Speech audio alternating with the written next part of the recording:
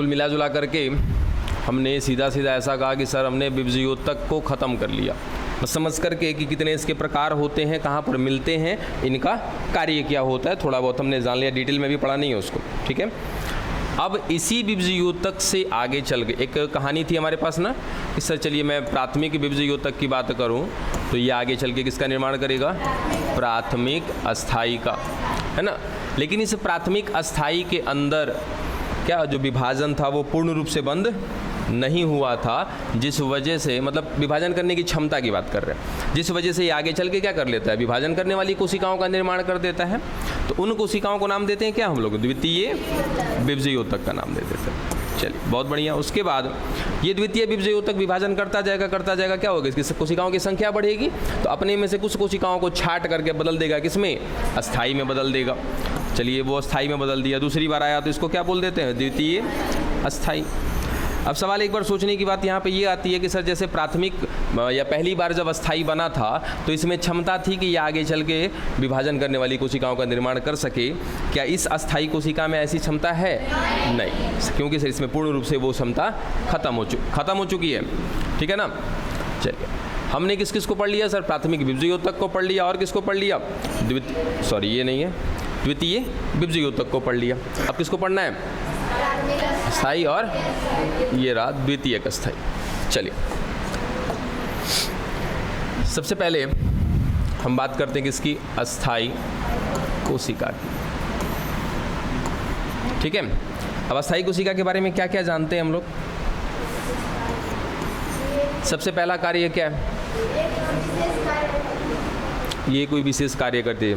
चलिए थोड़ा कोशिश करा करिए कि ये एकदम सिस्टम से आगे की तरफ बढ़ें तो ज़्यादा अच्छा रहता है। ये क्या होती है सर, विशेष कार्य करती, और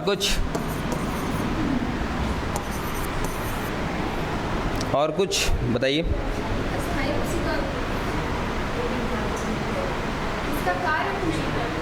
इसके बारे में और क्या जानते हैं आप लोग।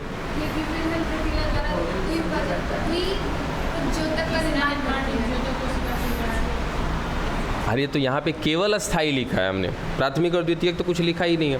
अस्थाई कोशिका के द्वारा होती है ना। अरे अस्थाई कोशिका ही है तो अस्थाई कोशिका के द्वारा होती है, मतलब क्या होता है,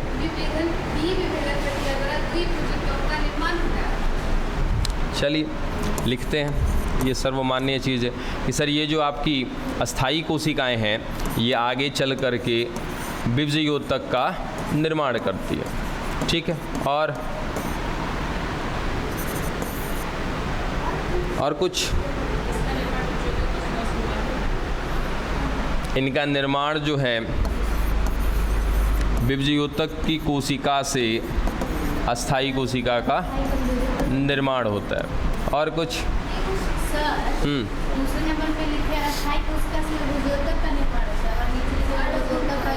हाँ, अगर ये डिटेल में समझना है तो प्राथमिक द्वितीय वाली बात समझ लीजिए तो समझ में आ जाएगा कि सर ये दोनों स्टेटमेंट लागू होता है, क्योंकि इसका निर्माण कहीं ना कहीं किससे होता है, विभज्योतक से होता है। फिर वो विभज्योतक ही जा करके आगे क्या बनता है, अस्थाई बनता है। तो वही चीज़ है पैरेलल, इसीलिए मैं लिख नहीं रहा था, जो कि एक लिखेंगे तो दूसरा लिखना पड़ेगा।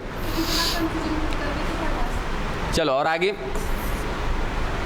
और कुछ।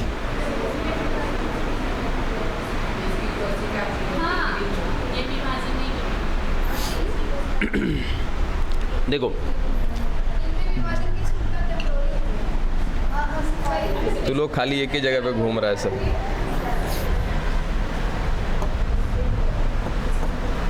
चलिए क्या क्या बात किया हमने सर, ये विशेष कार्य करती है, ठीक है। चलो ठीक है भाई, ये दोनों पॉइंट भी सही है। अब इसके पीछे ज़्यादा ना भागिए, समझ लिया इन बातों को, एक ही चीज़ के पीछे नहीं, उससे आगे भी जानने की कोशिश करनी है, ठीक है। क्या क्या बात कि सर ये जो स्थायी कोशिकाएं हैं ये कैसी होती हैं, विभेदीकृत होती हैं कि अविभेदीकृत होती हैं।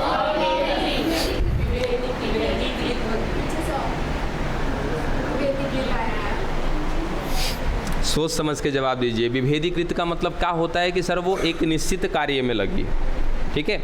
और अविभेदीकृत का मतलब क्या होता है, उसका कोई कार्य निश्चित नहीं होता है। विभेदीकृत का मतलब क्या होता है कि सर वो किसी कार्य के लिए विभेदित है, वो फिक्स है कि वही कार्य करेगा, जैसे एग्जाम्पल के तौर पे हमने क्या लिया था सर, किडनी एक ही काम करता है सर, हमारे शरीर में मिलने वाले द्रव्य को छानता है, तो उसका एक निश्चित कार्य है, उसको विभेदित हमने कर दिया, तो ये क्या कहलाएगा, विभेदीकृत कहलाएगा। और जिसका कोई कार्य निश्चित नहीं होता है वो क्या कहलाता है, अविभेदीकृत।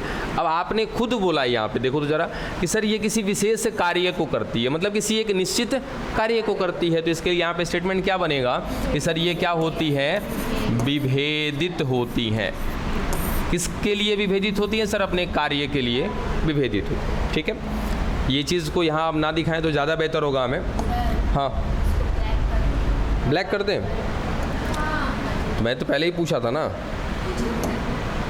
वाइट ठीक था, मैंने आते थे पूछा कि नहीं पूछा आप लोगों ने बोला हाँ, तो चल रहे हैं उस पर। चलिए कोई नहीं। अब आगे बात करते हैं बच्चे अस्थाई ऊतक के बारे में। देखिए ये अस्थाई ऊतक कैसे होते हैं, कैसे दिखते हैं, कैसे हो सकते हैं, वो सारी चीज़ें इतना तो पता है क्या करेगी सर, ये किसी निश्चित कार्य को कर रही होगी, सिंपल सा, उसके अलावा वो कुछ नहीं करेगी। देखना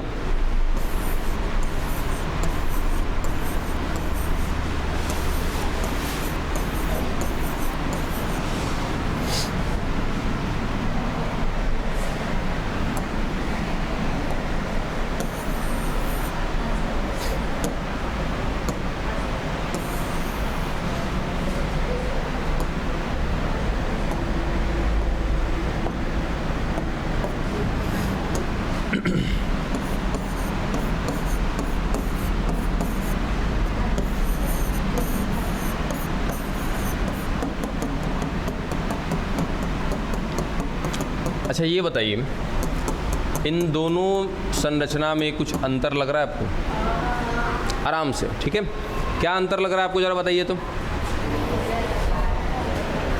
सर यहाँ की जो कोशिका का समूह है, इनका आकार जो है क्या है, समान है या बराबर है? अरे उतना आकार पे नहीं जाओ, सीधा सीधा क्या है, समान है। ठीक है, वो हमें भी समझ में आ रहा है। और यहाँ पे जो दिख रही है संरचना कोशिकाओं की, यहाँ पर कैसा है सर, असमान है। ठीक है, इन दोनों स्थिति में मिल सकता है कौन, अस्थाई ऊतक। ठीक है, बिल्कुल, यानी कि अस्थाई ऊतक जो होगा कुछ ऐसी कोशिकाओं से मिलकर भी बना हो सकता है जो आकार में कैसी है, समान है। ठीक है, जबकि वहाँ अगर हम बात करें कि अस्थाई ऊतक का सर एक और ऐसा प्रकार हो सकता है जहाँ पर जो कोशिका का समूह मिल रहा होगा ना वो असमान कोशिकाओं का बना हो। ठीक है, जैसे अगर इसको समझना है तो सीधा सा कि सर यही चीज़ हम देख रहे हैं यहाँ पर कि एक क्या है, ऊतक है। ऊतक माने क्या होता है, कोशिका का समूह होता है। तो यहाँ जो कोशिका का समूह है सर एक समान आकृति वाले हैं, वो भी एक ऊतक है। वहाँ पर हमने देखा तो यहाँ पे क्या पता चला कि यहाँ पर एक प्रकार के नहीं है, अलग अलग प्रकार के मिल रहे हैं कोशिकाएं। अच्छा सोचो, देखो क्या होता है ना कि एक प्रकार की कोशिका होंगी ना तो लगभग वो एक प्रकार का काम कर रही होती है। ठीक है, उसकी संरचनाएं एक जैसी होती हैं। और अगर मैं कहूँ कि सर अलग अलग प्रकार की कोशिकाएं मिल रही है तो क्या वहाँ पे संरचना अलग अलग होगी कि नहीं होगी? सर संरचना अलग अलग होगी तो थोड़ा सा कार्य दक्षता भी कहीं ना कहीं क्या होगी, अलग होगी, चेंज होगी। लेकिन उसके बावजूद भी ये क्या कर रही हैं सर, ये एक निश्चित कार्य को कर रही हैं और ये भी एक निश्चित कार्य को कर रही है। कार्य में कोई अंतर नहीं आया, वहाँ की मिलने वाली कोशिकाओं की संरचना में तो अंतर है लेकिन कार्य में कोई अंतर नहीं है। ये भी सर एक निश्चित कार्य को करेगी, उनका समूह भी एक निश्चित कार्य को करेगा, जिस वजह से हमने इन दोनों को रखा है किसमें, अस्थाई ऊतक में रखा है। चलो सर दोनों में अंतर तो समझ में आ गया। इनको हाँ फिर भी कार्य समान है। ठीक है, फिर भी कार्य समान है। अब ऐसा कैसे हो गया? तो एक कार्य में, जैसे अगर मैं कहूँ बच्चा इस क्लासरूम का, तो सर ये क्लासरूम क्या है, एक सिस्टम है, समझना। क्लासरूम कोई एक अलग चीज़ नहीं है। हाँ ये पेन की बात करूँ सर, ये पेन एक अलग चीज़ है ना, ये किसी इंडिविजुअल की बात कर रहे हैं, हम किसी एक के विषय में बात कर रहे हैं। लेकिन क्लासरूम कहा तो क्या है सर, क्लासरूम में बहुत सारा चीज़ एक साथ कनेक्ट होता है, तब जाके हम उसको कह देते हैं क्या, क्लासरूम।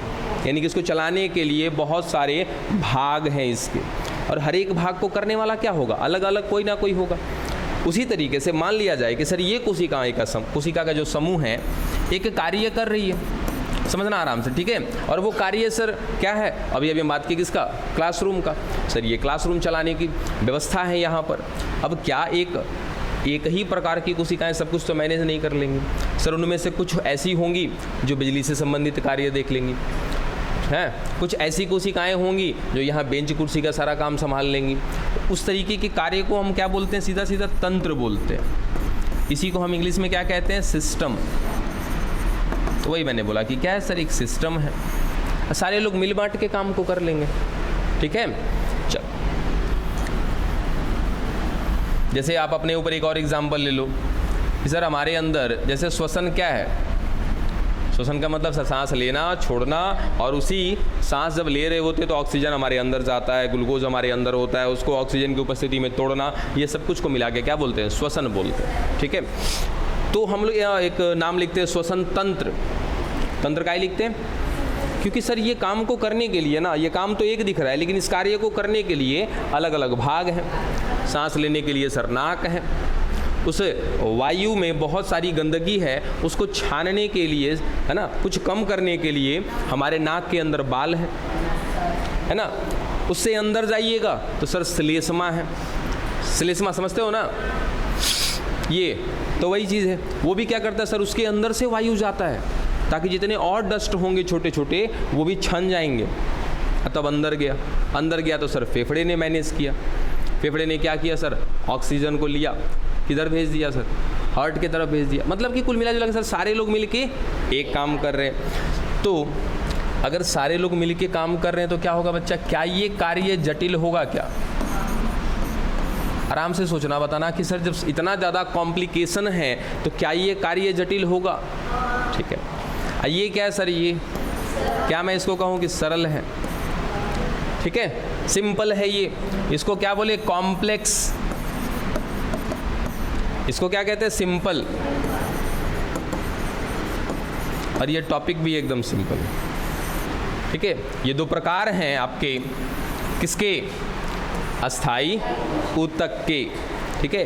तो अस्थाई ऊतक के कितने प्रकार, दो प्रकार सर। सबसे पहला सरल अस्थाई ऊतक, अस्थाई ऊतक का ही है ना, तो सरल अस्थाई ऊतक। दूसरा जटिल अस्थाई ऊतक, ठीक है। खत्म हो गया नहीं? अस्थाई ऊतक को क्या कहते हैं, परमानेंट टिश्यू,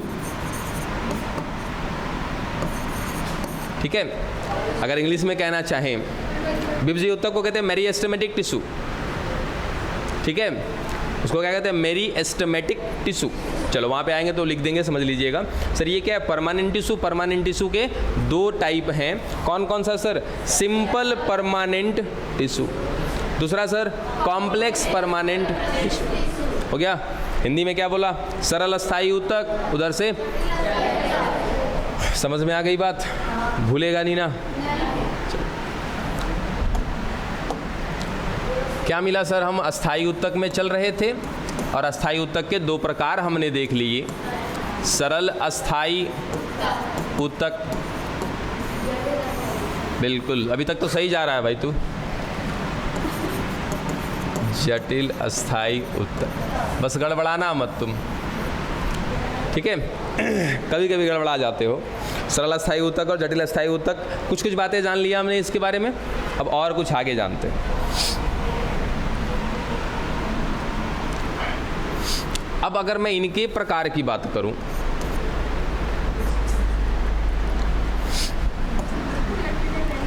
अब भाई देखो, पहले तो डायग्राम ही समझना होता है ना हमको कि भाई क्या क्या चीज़ें हैं, उसको कितनी बात को पढ़ना है हमें। देखिए, अच्छा एक चीज़ ना हमें यहाँ पे और बता देनी चाहिए थी, अच्छा चलो वो बाद में देखें। सबसे पहले बात करते हैं पैरेन्काइमा,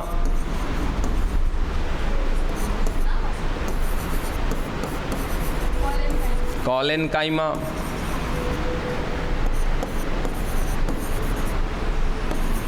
स्क्लेरेन्काइमा,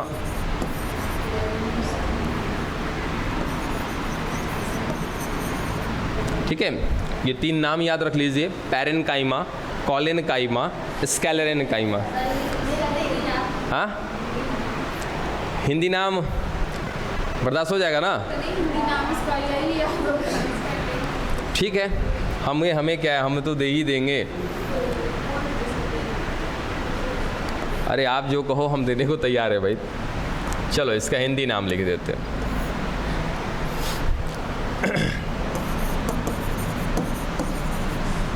स्थूल कोण है, हाँ, मृदुतक,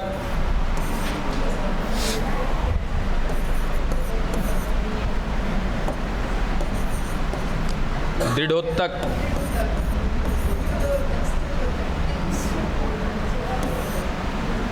ले भाई, चलेगा ना? जैसे चलाना है चलाओ, हमें कोई फर्क नहीं पड़ता। ठीक है, क्या क्या है सर? मृदुतक, स्थूल कोण और दृढ़ उत्तक या दृढ़ोत्तक, जो आप समझ ले। ठीक है, दृढ़ उत्तक भी बोल देते हैं उसको। तो ये तीनों के तीनों प्रकार हैं किसके? सरल तक के। अगर हम इनको देखना चाहें कि सर ये कैसे दिख रहे होंगे, तो चलो यहीं दिखा देते हैं। देखिए, एक एक को समझिएगा।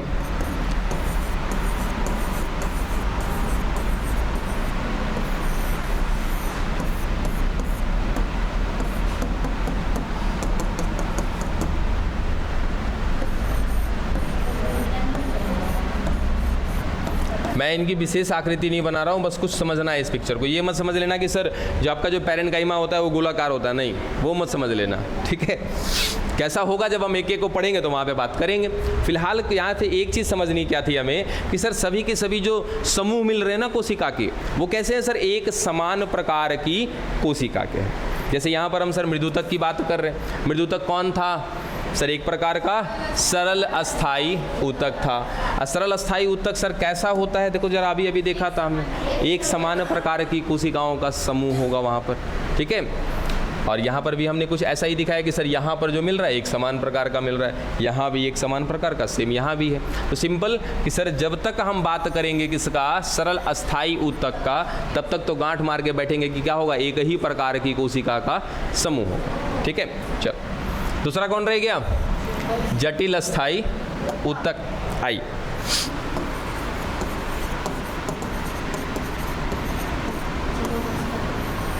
इसमें तो पता है हमें ना कि अलग अलग प्रकार की क्या होंगी? कोशिकाएं होंगी। ठीक है, इसलिए तो इनको क्या बोला है? जटिल बोला है हमने, कॉम्प्लेक्स बोला हुआ है। इसका प्रकार अगर हम देखें, जाइलम,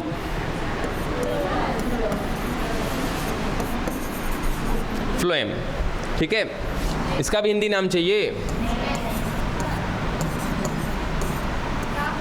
हाँ जी, दारू हिंदी नाम है इसका, हम क्या कर रहे हैं?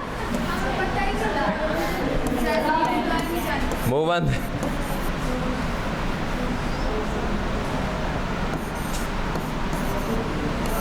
फ्लोएम का हिंदी नाम पोसवा। हाँ, अब याद रखिए, ये आपका काम है। हाँ, करने लगा मस्ती ना फिर तू? हम बोले ना तू घबरा जाता है रह रह के। चलो यहाँ तक की बात सबके पल्ले पड़ी, आगे चलते हैं।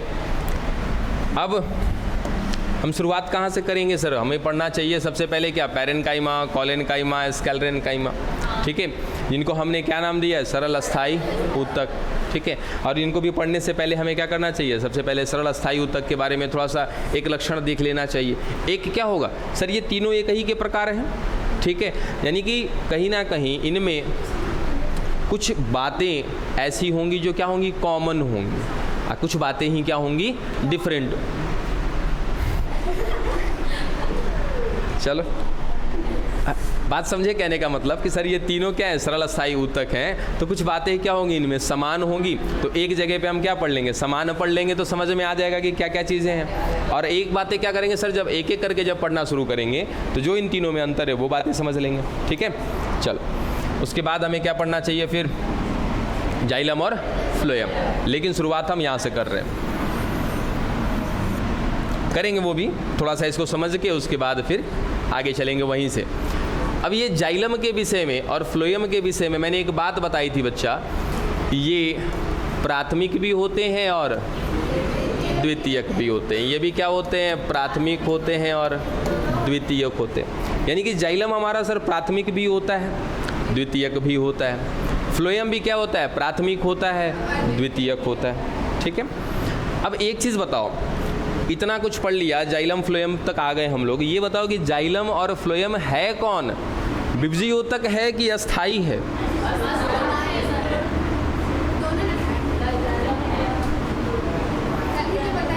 बताओ, जाइलम और फ्लोएम विभजियोतक है कि अस्थाई है? इसको द्वितीयक बनने में तो पहले स्थायी करना पड़ता होगा ना। बनना अलग चीज़ है। हमने सीधा सीधा पूछा कि आपका ये, अच्छा ये बताओ, शीर्षस्थ से अगर बात करें आपकी कि शीर्षस्थ क्या है, विभजियोतक है कि अस्थाई है? तो वहाँ पे आप कैसे बोले कि सर विभजियोतक है? वैसे इसके बारे में बताइए कि जाइलम और फ्लोएम क्या है? अपवाद काहे लिए है? अच्छा ये बताओ, जब विभजियोतक पढ़ रहे थे हम लोग, क्या उस समय गलती से भी जाइलम फ्लोएम का नाम लिया था? अरे लिया था तो जाइलम और फ्लोएम के बीच में कुछ संरचना दिखाई थी, उनका नाम लिया था। ठीक है, उनको समझा था। जाइलम फ्लोएम जब पहले पढ़े ही नहीं है, हम कहाँ पर पढ़ रहे हैं जाइलम फ्लोएम को? अस्थाई में पढ़ रहे हैं। अच्छा ये बताओ, जाइलम का काम क्या होता है? जल का वहन करना, जल को इधर उधर करना। फ्लोएम का काम क्या होता है? भोजन को इधर उधर करना। ठीक है, ये काम है इधर उधर कर रहा है, मतलब कि एक निश्चित ही काम कर रहा है ना जी। एगो पानी पहुंचा रहा है, एगो भोजन पहुंचा रहा है, तो निश्चित पहुंचाने वाला कौन होता है? अस्थाई होता है। तो कौन है ये? अस्थाई है। ये दिमाग में मत ये निकाल दो कि सर बना किससे था। ठीक है, जब आपसे पूछा जाएगा कि किससे बना था तब बता देना ये चीज़। तो दोनों है सर, दोनों है सर। अरे भाई दोनों कैसे हो सकता है? अगर ये विभजियोतक होगा तो फिर निश्चित काम नहीं करेगा। और आप कह रहे हो कि सर ये तो पानी ढोता है। आपने बोला है ना कि क्या करेगा सर, ये पानी ढोएगा। अब तो सस्पेंस इस बात पे खड़ा हो जाता है कि सर दारू शब्द जब आता है, नहीं ये लेने देने के बाद जो है कौन पानी ढोने की स्थिति में रहेगा जी।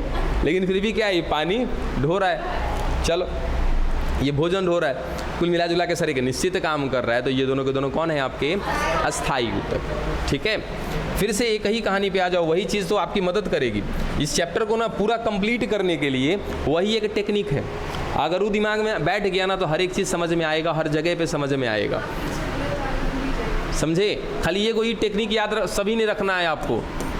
सर प्राथमिक विभजियोतक, फिर इनसे बने हमारे प्राथमिक अस्थाई, फिर इनसे बने द्वितीयक विभजियोतक, और द्वितीय विभजियोतक से द्वितीय अस्थाई बने।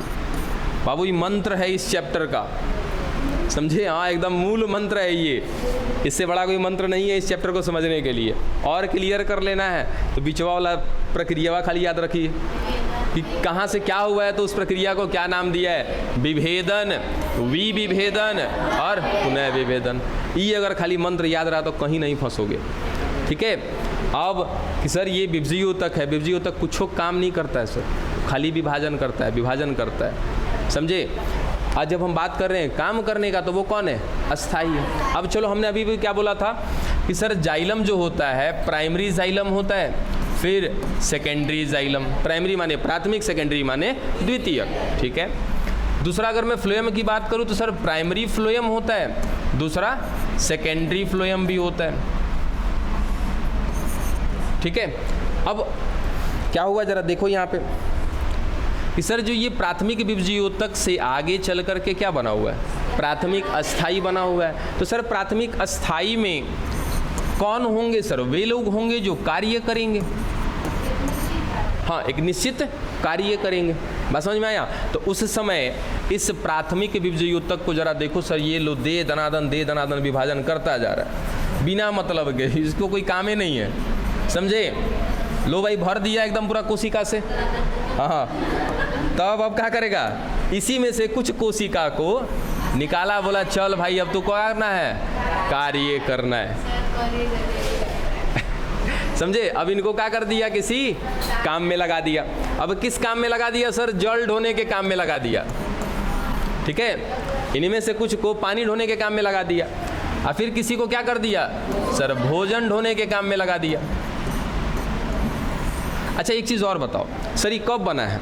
सर प्राथमिक बीजयोतक की कहानी पढ़ रहे थे अभी कि सर प्राथमिक बीजयोतक दे दनादन यहाँ विभाजन कर लिया, आइए जब संख्या बढ़ा दिया कोशिका का तो इसी में से किसी को क्या कर दिया, कार्य दे दिया। और जो कार्य था सर पानी ढोने का काम था, दूसरा भोजन ढोने का काम था, उनको दे दिया। तो सर जो काम करने लगे अब इन्हीं को हम क्या बोले, प्राथमिक अस्थाई बोले। सर प्राथमिक अस्थाई में जो पानी ढोने वाला बना ना उसको क्या कहते हैं, प्राथमिक जाइलम, प्राइमरी जाइलम। और जो भोजन ढोने वाला बना, अरे सॉरी ये कहाँ चला गया जी, ये कहाँ गया, प्राइमरी फ्लोएम। समझे? यानी कि पहली बार जो अस्थाई ऊतक बने थे उन्हीं अस्थाई ऊतक में कौन बना था, जाइलम और फ्लोएम भी बना था। असर पहली बार वाले में बने हैं तो उनको क्या कहेंगे, प्राथमिक जाइलम, और दूसरे को क्या कहेंगे, प्राथमिक फ्लोएम। समझे? चलो दूसरा, यहाँ की सर ये काम करता जा रहा है, ये विभाजन करता, सोचो सर ये क्या, उसके बाद आगे सारा, देखो यहाँ से एक और चीज़ सोचना कि सर आगे जो सारा का सारा प्राथमिक ये जो बीजयोतक था, क्या इनमें से सारा का सारा बदल गया क्या प्राथमिक अस्थाई में? सर अगर बदल जाएगा तो फिर आगे काम कौन करेगा, विभाजन करने वाला, इसीलिए पूरा नहीं बदलता है। तो सर फिर आगे क्या बन गया, प्राथमिक अस्थाई बन गया, प्राथमिक अस्थाई अपने काम में लग गया। ठीक है, फिर ये विभाजन कर रहा होगा, फिर प्राथमिक अस्थाई बना रहा होगा, फिर बना रहा होगा क्या, प्राथमिक जाइलम। ये लगातार काम उसका अपना चल रहा होगा। चलो अब आगे यहाँ से बढ़ते हैं हम लोग। सर ये जो प्राथमिक अस्थाई था ये काम कर रहा है, ठीक है, अपना जो भी काम कर रहा है, यहाँ दिखाए भी थे एक दिन आपको ये इस तरीके से कि सर ये जाइलम फ्लोएम दिखा देते हैं हम लोग। ठीक है, अब इस बीच में इनके बीचों बीच क्या मिल रहा था सर, यहाँ पे अंतरापूलीय एधा, याद है क्या किसी को, है? जाइलम फ्लोएम के बीच में क्या मिल रहा था, अंतरापूलीय एधा। उसके बाद सर ये अंतरापूलीय एधा किसी के साथ जाके जुड़ गया था, किसके साथ, अंतरपूलीय एधा के साथ जुड़ गया था। ठीक है, अब इसके आसपास अगर ये सर कौन है, ये अंतरपूलीय और अंतरापूलीय कौन है, बीजयोतक है ना, ये कौन है, बीजयोतक है सर। ये भी विभाजन करते जाएंगे, इन्हीं से क्या बनेगा आगे चल करके, अस्थायी ऊतक बनेगा। ठीक है, समझ में आ रहा है कि कंफ्यूजन में चले गए? मुझे ये बताना ही नहीं था, अभी यहाँ पे छोड़ ही देना था आप लोग को। चलो अभी आगे इन्हीं की बात कर लेते हैं। अब आगे सर क्या हो गया, ये काम में लग गए, काम खत्म हो गया। अब उसके बाद जब ये अस्थाई हैं सर, इन्हीं अस्थाई से आगे चल के फिर किसका निर्माण होगा, द्वितीयक बीजयोतक का। ठीक है, अब सर इनको समझ लेते हैं, ये समूह अब किसका है, द्वितीय बीजयोतक का है। फिर से वही कहानी कि सर ये विभाजन करते जा रहे हैं, अपना संख्या बढ़ा रहे हैं। और फिर इनमें से कुछ कोशिकाओं को यहाँ से उठाया और फिर भेज दिया क्या, काम करने के लिए। काम वही है सर, जल वाला और भोजन वाला। तो अब दोनों में क्या हो गया सर, तो ये जल ढोने का जो काम करेगा, अब दूसरी बार शुरू हुआ है ना ये कहानी, तो सर वो कौन होगा, हमारा द्वितीयक जाइलम होगा। भोजन भी दूसरी बार हो रहा है, तो वो कौन होगा, हमारा द्वितीयक फ्लोएम। ठीक है, इस काम वही करेंगे, बस उनके उत्पत्ति के आधार पे हमने उनका क्या करा है, नामांकरण करा है कि कौन कब आया। जो पहले आया उसको प्राथमिक बताना है, जो बाद में आया उसको द्वितीयक बताना है, बस यही चीज़। ठीक है,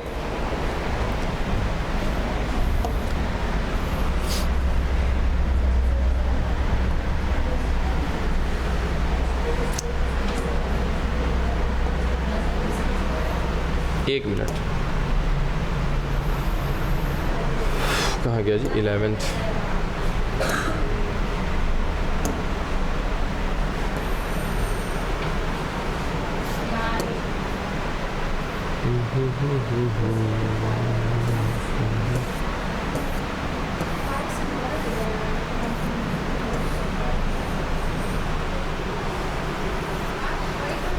नहीं वो नहीं,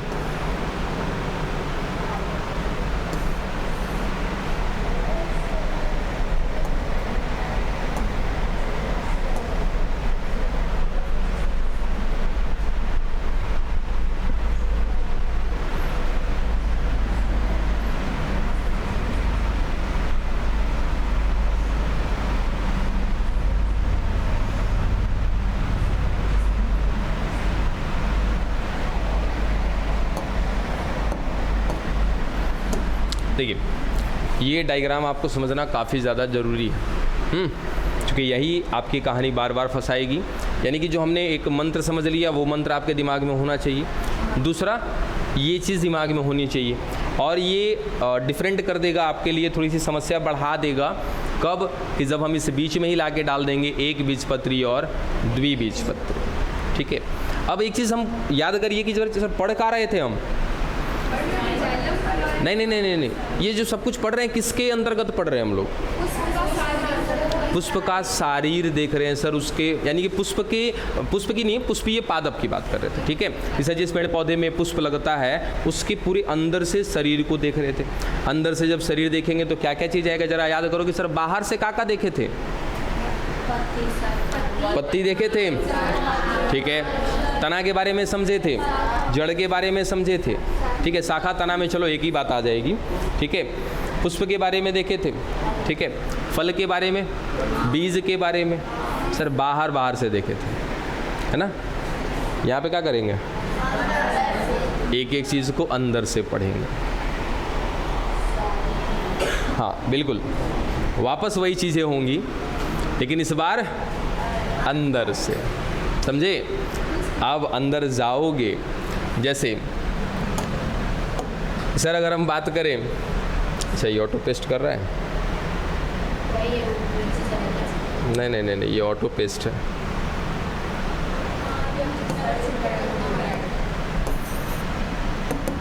चलो कोई बात नहीं, यहाँ देखो नेक्स्ट पेज आता जाएगा ना, वो इधर जगह है, मैं समझाना कुछ है वो देखिए। अगर मैं कह रहा हूँ देखो बाबू कि सर एक संदूक है और इस संदूक के अंदर रखा हुआ है खजाना। हाँ ले भाई ले, ठीक है, खजाना रखा पड़ा है, लेकिन इस खजाने को ना बहुत सेफ से रखा गया। सर ये संदूक हो गया, ठीक है, और इस संदूक के अंदर रखा हुआ जो खजाना है इसके सेफ्टी के लिए सर इसके बाहर एक और आवरण लगाया गया ताकि चोर आए तो सबसे पहले क्या करे सर, इस आवरण पे आक्रमण करे, तब ना पहुंचेगा संदूक के पास। संदूक पे भी लगा हुआ है ताला, फिर उस ताले को तोड़ना होगा तब ना आगे पहुंचेगा कहाँ पे, खजाना के पास। सर इससे भी मन नहीं भर रहा है, एक और प्रोटेक्शन लगाते हैं, एक और आवरण लगा दिया और डर लग रहा है खजाना चोरी हो जाएगा, लो और लगा देते हैं। एक खजाना बहुत बड़ा है,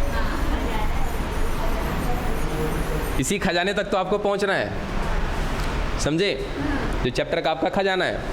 अब यहाँ पहुँचने के लिए बड़ी समस्या है। समस्या ये है कि सर पहले इसको अपना दोस्त बना करके चलिएगा, तो सबसे बाहर मिल रहा है उसके बारे में समझिए कि वो खुलेगा कैसे, इसको पढ़ के ख़त्म करिए, फिर इसको मतलब एक एक लेयर को पढ़ते जाना है आपको।